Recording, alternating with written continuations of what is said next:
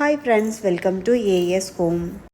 மிளகு தக்காளி கீரைனா ரொம்ப ஹெல்த்துக்கு நல்லது அப்படின்னு சொல்லி சில பேர் சாப்பிடுவாங்க. சில பேர் ஐயோ அது கசக்குமே அப்படின்னு ஓடுவாங்க. இந்த மாதிரி செய்யுங்க, ரொம்பவே டேஸ்ட் சூப்பராக இருக்கும். இந்த கீரையை முடிஞ்ச அளவுக்கு சைட் டிஷ்ஷாக வச்சுக்காம சாதத்தில் கொஞ்சம் பிசைஞ்சு சாப்பிட்டு பாருங்கள். டேஸ்ட் அவ்வளோ நல்லாயிருக்கும். கொஞ்சம் வித்தியாசமாகவும் டேஸ்ட்டாகவும் எல்லாருக்கும் பிடிச்ச மாதிரி எப்படி செய்யலான்னு பார்த்துடலாம் வாங்க. தோட்டத்தில் இந்த மாதிரி ஃப்ரெஷ்ஷாக இருக்கிற கீரையை பறித்து எடுத்து நல்லா க்ளீன் பண்ணி எடுத்துக்கலாம்.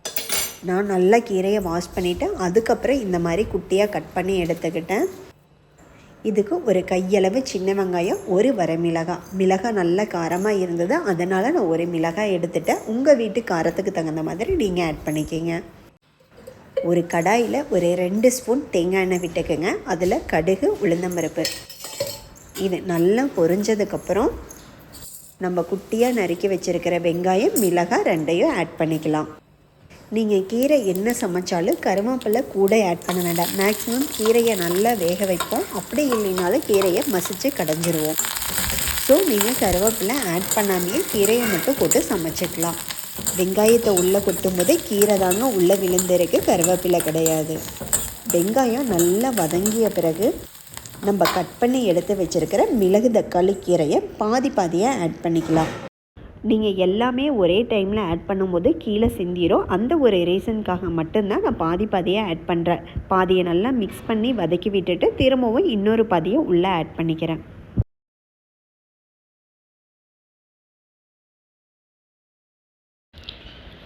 இந்த மாதிரி கீரையை நல்லா வதக்கி விட்டுட்டு இந்த கீரைக்கு மட்டும் கொஞ்சம் அதிக நேரம் அதிக அளவு தண்ணி விட்டு வேக வச்சுக்கலாம்.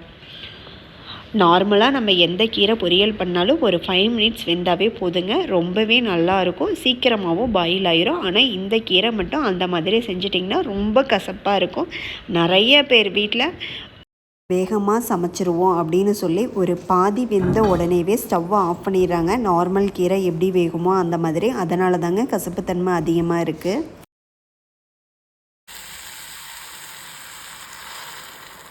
கொஞ்சம் அதிகமாக இந்த அளவுக்கு தண்ணி விட்டு நல்லா வேக விடுங்க. கீரையை நீங்கள் ஃபைனலாக செக் பண்ணும்போது ஓரளவுக்கு கசப்புத்தன்மை இல்லாமல் இருந்தால் தான் அதை சாப்பிட முடியும். இப்போ நல்லா வறுத்து வச்ச நிலக்கடலை இதை இந்த உரலில் போட்டு நல்லா நசுக்கி எடுத்துக்கோங்க. மிக்சிலையும் போடலாம், ஆனால் மிக்சியில் போட்டால் ரொம்ப மாவு மாதிரி ஆகிரும். இந்த மாதிரி உரலில் போட்டு நீங்கள் இந்த மாதிரி மிக்ஸ் பண்ணி விட்டு இடிக்கும் போது உங்களுக்கு உள்ள பருப்பாக உங்களுக்கு கீரைக்குள்ளே இருக்கும் போது அதோட டேஸ்ட் ரொம்பவே நல்லாயிருக்கும். பாருங்கள் நான் எந்த மாதிரி இடித்து எடுத்துக்கிறேன்னு. இந்த மாதிரி கீரை வேகிறதுக்குள்ளே நீங்கள் இடித்து அதே கப்பில் எடுத்து வச்சுக்கலாம்.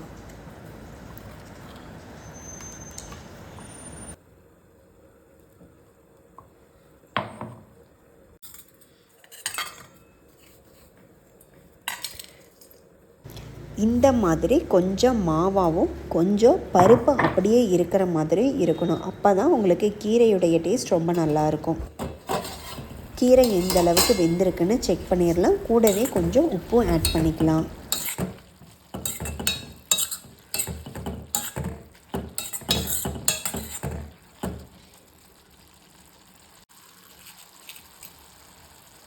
கீரை இன்னும் நல்லா வேகணும். ஸோ மூடி போட்டு திரும்பவும் வேக வைக்கலாம்.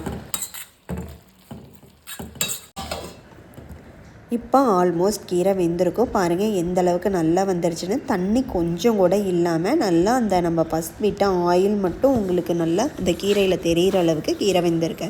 இந்த ஸ்டேஜில் நம்ம இடித்து வச்சுருக்கிற நிலக்கடலை பொடி, ரொம்ப பொடி இல்லை, இந்த மாதிரி பொடியை உள்ளே நல்லா மிக்ஸ் பண்ணி விட்டு கூடவே துருவி வச்ச தேங்காய் ஒரு கையளவு அதையும் உள்ளே ஆட் பண்ணிக்கிங்க. தேங்காய், நிலக்கடலை ரெண்டையும் நல்லா மிக்ஸ் பண்ணி விட்டுட்டு உடனே ஸ்டவ்வை ஆஃப் பண்ணிடாதீங்க. திரும்பவும் ஒரு 2-3 மினிட்ஸ் நல்லா மூடி போட்டு மூடி வச்சுருங்க. அப்போ தான் கீரை ரொம்ப நேரம் கெடாமல் டேஸ்ட்டும் ரொம்பவே சூப்பராக இருக்கும். இந்த கீரையை நீங்கள் சைடிஷாக எடுத்து சாப்பிட்டிங்கன்னா கொஞ்சம் கசப்புத்தன்மை இருக்கிற மாதிரி தான் இருக்கும். ஆனால் நீங்கள் ஒயிட் ரைஸோடு இதை மிக்ஸ் பண்ணி சாப்பிடும்போது ஒரு துளி கூட கசப்பே இருக்காது. குழந்தைகளும் ரொம்பவே நல்லா இருக்குன்னு தான் சாப்பிடுவாங்க. டேஸ்ட் அவ்வளோ நல்லாயிருக்கு. கண்டிப்பாக ஒரு டைம் இந்த மாதிரி நிலக்கடலை பொடி ஆட் பண்ணி குக் பண்ணி ஒயிட் ரைஸோடு வச்சு சாப்பிட்டு பாருங்கள், ரொம்பவே சூப்பராக இருக்கும்.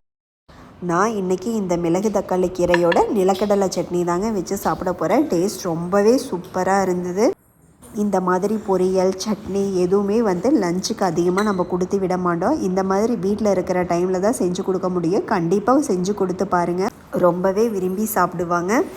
என்னோட இந்த சிம்பிள் கீரை பொரியல் உங்களுக்கு பிடிச்சிருந்தா வீடியோவை லைக் பண்ணிவிட்டு சப்ஸ்கிரைப் பண்ணிடுங்க. தேங்க்யூ. தேங்க்ஸ் ஃபார் வாட்சிங்.